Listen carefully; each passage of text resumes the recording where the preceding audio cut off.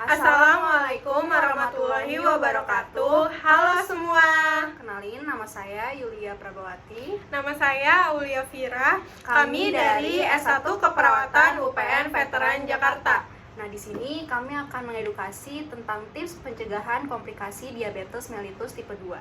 Nah, sebelum masuk ke tips-tipsnya, kami berdua akan menjelaskan sedikit mengenai diabetes mellitus itu sendiri.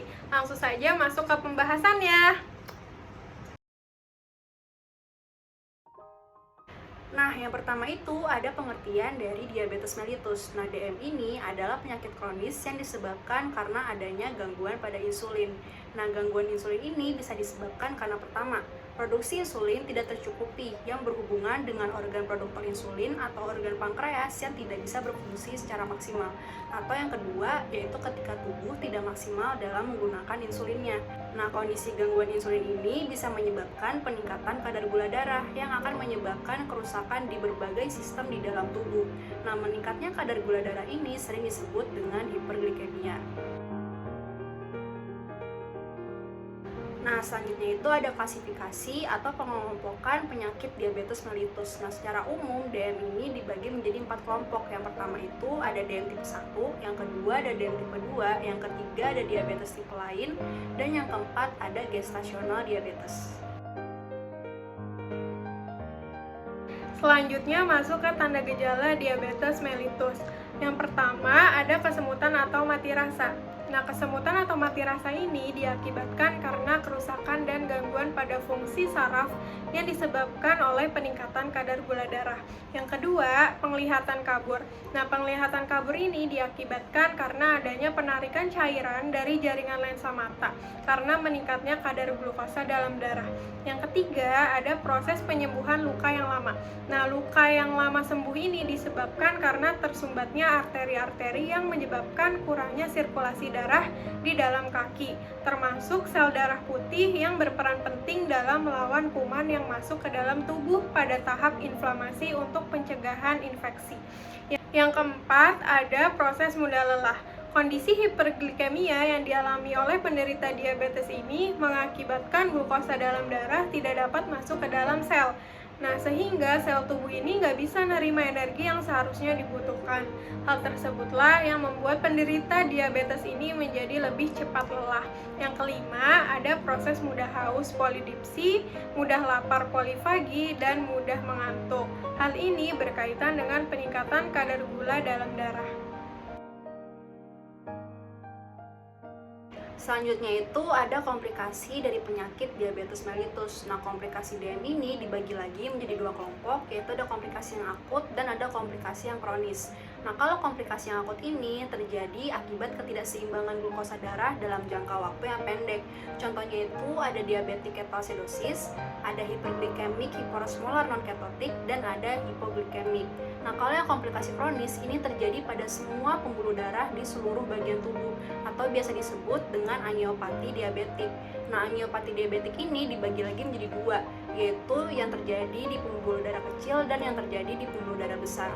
Nah, kalau yang terjadi di pembuluh darah kecil atau mikrovaskuler, ini bisa menjadi penyakit ginjal atau nefrotik, menjadi penyakit mata atau retinopati diabetik, dan penyakit syaraf atau neuropati. Nah, kalau yang terjadi di pembuluh darah besar itu bisa menjadi penyakit jantung koroner, penyakit di pembuluh darah kaki, dan penyakit stroke.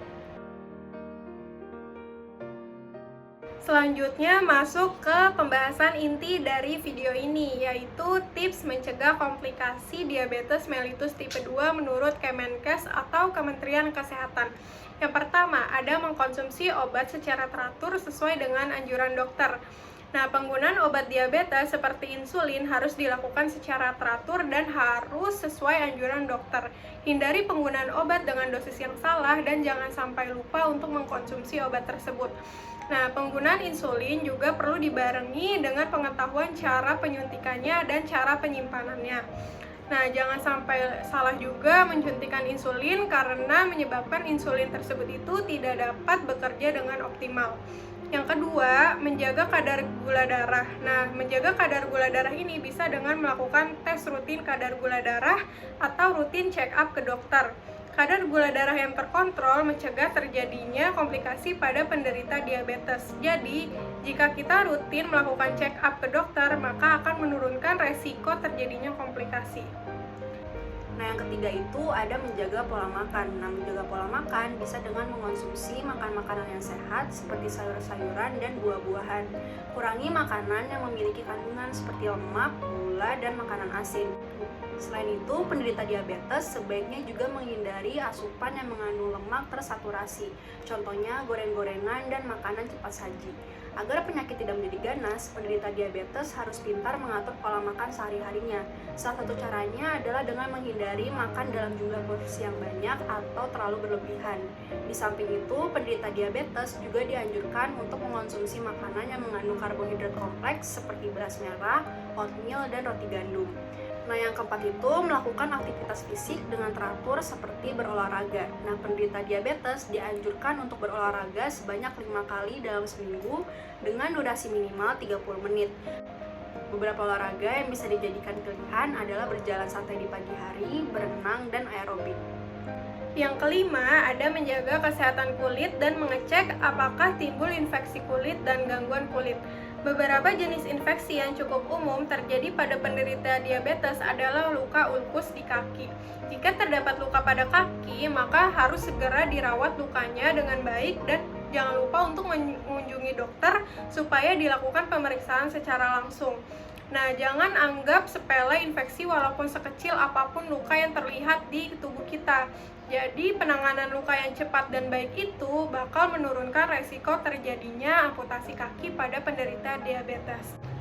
Yang keenam, ada memeriksakan mata ke dokter secara rutin.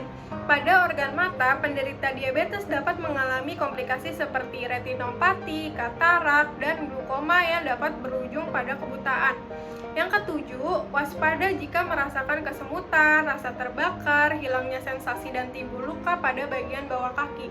Karena pada saraf penderita diabetes dapat mengalami neuropati. Apa sih neuropati? Neuropati itu kerusakan pada sistem saraf yang menyebabkan perasaan lemah dan mati rasa. Kondisi ini biasanya terjadi pada tangan dan kaki. Penderita pun dapat mengalami luka yang tidak disadari sehingga tidak dapat diobati dan bakal mengalami infeksi. Sekian video edukasi dari kami. Semoga bermanfaat. Wassalamualaikum warahmatullahi wabarakatuh. Dadah. Don't forget to like, Comment and share. subscribe juga.